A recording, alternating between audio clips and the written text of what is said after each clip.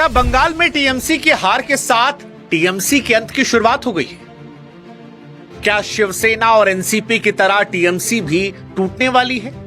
ममता बनर्जी की बनाई पार्टी उनके हाथों से फिसलने वाली है? बंगाल का इतिहास खुद को दोहराने वाला है?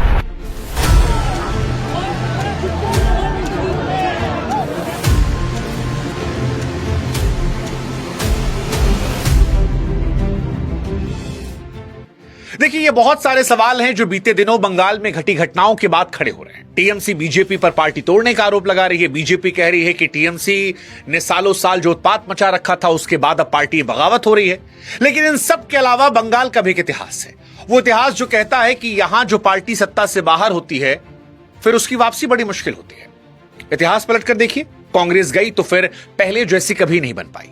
34 सालों तक राज करने वाली सीपीएम जब बाहर हुई तो आज तक अपने पैरों पर दोबारा नहीं खड़ी हो पाई। और इस बार टीएमसी जो बीजेपी की 208 सीटों के सामने सिर्फ 80 सीटें पाती है, जब ममता बनर्जी खुद अपनी सीट भवानीपुर से हार जाती हैं, तो सवाल टीएमसी के भविष्य को लेकर उठ रहा है कि क्या जो संदेश और संकेत मिल रहे हैं वो टीएमसी के अस्तित्व पर भी खतरा पैदा कर रहे हैं।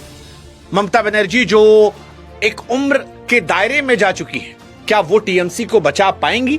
क्या अभिषेक बनर्जी की लीडरशिप में वो करिश्माई नेतृत्व है जो टीएमसी को रोक सकता है? क्योंकि हाल फिलहाल में वीडियो आपने भी देखा होगा, अभिषेक बनर्जी को अंडे पड़ रहे थे, पत्थर मारे जा रहे थे।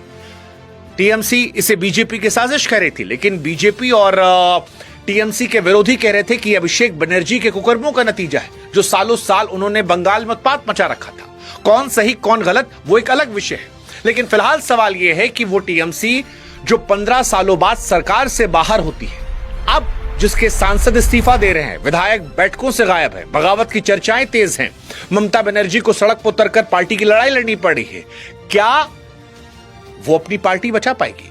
क्या ममता बनर्जी को बीजेपी से ज्यादा आज टीएमसी वर्सेस टीएमसी खतरा है? अब सवाल यह है कि यह सवाल ही